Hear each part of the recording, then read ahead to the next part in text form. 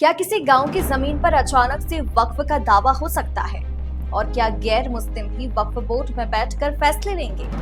नमस्कार साथियों, मैं रिमझिम विश्वकर्मा और आप देख रहे हैं पतंग। दोस्तों, हाल ही में केंद्र सरकार के वक्फ संशोधन कानून 2025 पर सुप्रीम कोर्ट ने बड़ा फैसला सुनाया है। पूरे कानून को नहीं रोका, लेकिन 3 बेहद विवादित प्रावधानों पर तुरंत रोक लगा दी गई है। आज हम समझेंगे कि आखिर ये कानून है क्या, विवाद क्यों इतना बढ़ा, सुप्रीम कोर्ट ने किन धाराओं पर रोक लगाई और इसका सीधा असर मुसलमानों, सरकार और देश की सेक्युलर पॉलिटिक्स पर क्या होगा। भारत में वक्फ संपत्तियों और उनकी निगरानी को लेकर हाल ही में एक बड़ा कानूनी और राजनीतिक विवाद सामने आया है। केंद्र सरकार द्वारा लाए गए वक्फ संशोधन कानून 2025 पर सुप्रीम कोर्ट ने सोमवार को महत्वपूर्ण अंतरिम फैसला सुनाते हुए पूरे कानून को स्थगित करने से इनकार किया, लेकिन अदालत ने 3 बड़े संशोधनों पर रोक लगाई। इस पूरे मुद्दे को समझने के लिए हमें वक्फ की पृष्ठभूमि, नए कानून की प्रकृति, उस पर उठे विवाद, सुप्रीम कोर्ट में हुई सुनवाई और सरकार और याचिकाकर्ताओं की दलीलों और अदालत के अंतरिम आदेश को विस्तार से देखना होगा। भारत में वक्फ का मतलब है मुस्लिम समुदाय द्वारा धार्मिक या दान पुण्य के उद्देश्यों से दी गई संपत्ति। इन संपत्तियों का उपयोग मस्जिदों, कब्रिस्तानों, मदरसों और सामाजिक कल्याण के कार्यों के लिए किया जाता है। 1954 में पहला वक्फ एक्ट बनाया गया, जिसके तहत सेंट्रल वक्फ काउंसिल का गठन हुआ। इसके बाद 1955 में संशोधन करके हर राज्य में वक्फ बोर्ड बनाए गए और वर्तमान समय में भारत में लगभग 32 वक्फ बोर्ड सक्रिय हैं। बिहार जैसे कुछ राज्यों में शिया और सुन्नी समुदायों के लिए अलग अलग बोर्ड भी काम कर रहे हैं। 1964 में पहली बार सेंट्रल वक्फ काउंसिल को औपचारिक रूप से स्थापित किया गया।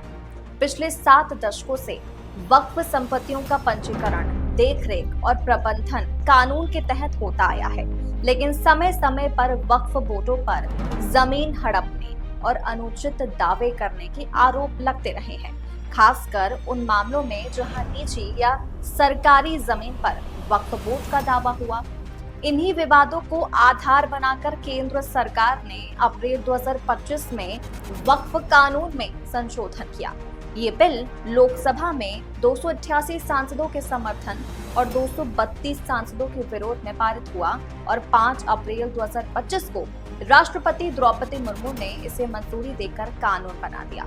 सरकार का दावा था कि ये कानून लाखों सुझावों और कई शिकायतों के आधार पर लाया गया है। सरकार ने ये भी कहा कि 2013 के बाद से वक्फ संपत्तियों में 20 लाख एकड़ से अधिक जमीन जुड़ी, जिससे निजी और सरकारी भूमि पर विवाद तेजी से बढ़े और कई गांवों में ग्रामीणों ने आरोप लगाया कि उनकी जमीनों को वक्फ घोषित कर दिया गया। लेकिन विपक्षी दलों और मुस्लिम संगठनों का आरोप है कि ये कानून मुसलमानों के अधिकारों और हितों पर सीधा हमला है और यह समुदाय की धार्मिक और सामाजिक स्वतंत्रता को सीमित करता है। कानून के खिलाफ 5 बड़ी याचिकाएं सुप्रीम कोर्ट में दाखिल हुई। इनमें AIMIM प्रमुख असदुद्दीन ओवैसी, कांग्रेस सांसद मोहम्मद जावेद, आप विधायक अमानतुल्लाह खान, जमीयत उलेमा-ए-हिंद के अध्यक्ष मौलाना अरशद मदनी और association for protection for civil rights APCR शामिल थे। इन याचिकाओं पर सुप्रीम कोर्ट की बेंच मुख्य न्यायाधीश PR गवई और जस्टिस AG मसीह ने सुनवाई की। याचिकाकर्ताओं की ओर से वरिष्ठ वकील कपिल सिब्बल, अभिषेक मनु सिंघवी और राजीव धवन ने बहस की, जबकि केंद्र सरकार की ओर से सॉलिसिटर जनरल तुषार मेहता ने पक्ष रखा। सुनवाई के दौरान दिन प्रतिदिन महत्वपूर्ण बहसें हुई। 16 अप्रैल को कपिल सिब्बल ने दलील दी कि सरकार ये कैसे तय कर सकती है कि केवल वही मुसलमान वक्फ बना सकते हैं जो पिछले 5 साल से इस्लाम मान रहे। उनके अनुसार वक्फ महज दान है और दान हर धर्म में मान्य है। इसे धार्मिक पहचान की कसौटी पर परखना गलत है। अगले दिन तुषार मेहता ने सरकार का पक्ष रखते हुए कहा कि ये कानून कई वर्षों से बढ़ रही शिकायतों और लाखों सुझावों के बाद लाया गया है क्योंकि वक्फ बोर्डों ने कई बार गांव की जमीन हड़प ली और निजी संपत्तियों पर दावा किया। 25 अप्रैल को केंद्र ने 1332 पन्नों का हलफनामा दायर कर कहा कि ये कानून पूरी तरह संवैधानिक है, लेकिन सुप्रीम कोर्ट ने फिलहाल यथास्थिति बनाए रखने का निर्देश दिया। मई में सुनवाई आगे बढ़ी और अदालत ने स्पष्ट किया कि अंतरिम राहत केवल तब मिलेगी जब याचिकाकर्ता मजबूत दलीलें देंगे। मुस्लिम पक्ष ने कहा कि अगर कोई संपत्ति ASI archaeological survey of India के संरक्षण में है तो उसे वक्फ संपत्ति नहीं माना जा सकता। 21 मई को सॉलिसिटर जनरल ने कहा कि वक्फ मौलिक अधिकार नहीं है, बल्कि संसद द्वारा 1954 के कानून से दिया गया एक कानूनी अधिकार है, जिसे संसद चाहे तो रद्द भी कर सकती है। 3 दिन लगातार बहस सुनने के बाद सुप्रीम कोर्ट ने 22 मई को फैसला सुरक्षित रखा। आखिरकार 15 सितंबर 2025 को सुप्रीम कोर्ट ने अंतरिम आदेश सुनाया। अदालत ने पूरे वक्फ संशोधन कानून को लागू होने से नहीं रोका, लेकिन 3 प्रावधानों पर रोक लगाई।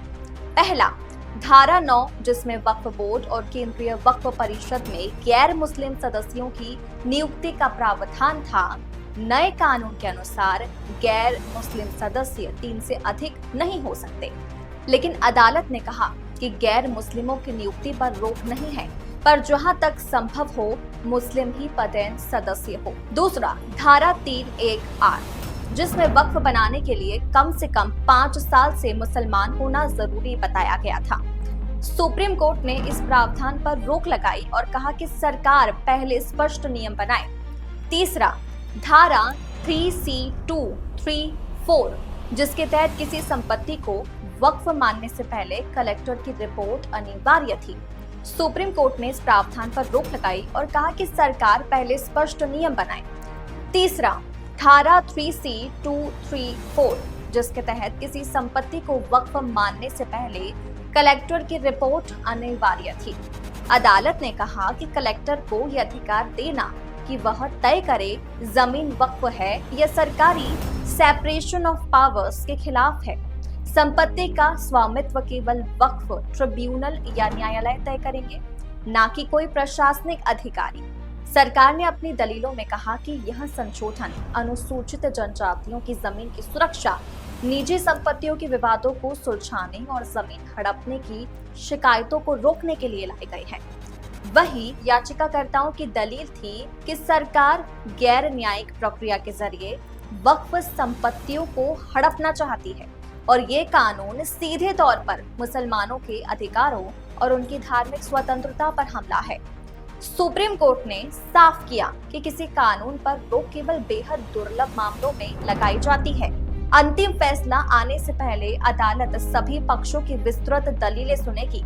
फिलहाल 3 संशोधनों पर रोक लगाई गई है, जबकि कानून के बाकी हिस्से लागू रहेंगे।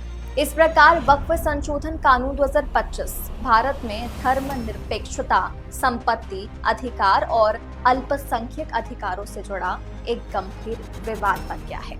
सुप्रीम कोर्ट ने अभी संतुलित रास्ता अपनाते हुए पूरे कानून को रोके बिना कुछ प्रावधानों को निलंबित किया है, जिससे ये स्पष्ट संकेत मिला कि अंतिम निर्णय आने तक ये बहस और विवाद जारी रहेंगे और अंततः अदालत ये तय करेगी कि वक्फ संपत्तियों पर नियंत्रण और निगरानी में सरकार और न्यायपालिका की क्या भूमिका होगी। अब इस मुद्दे पर आगे क्या होगा ये तो देखने वाली बात रहेगी, लेकिन आपको क्या लगता है इस बारे में हमें कमेंट सेक्शन में अपनी राय जरूर बताएं। और ऐसे वीडियोस के लिए देखते रहिए वतन खबर।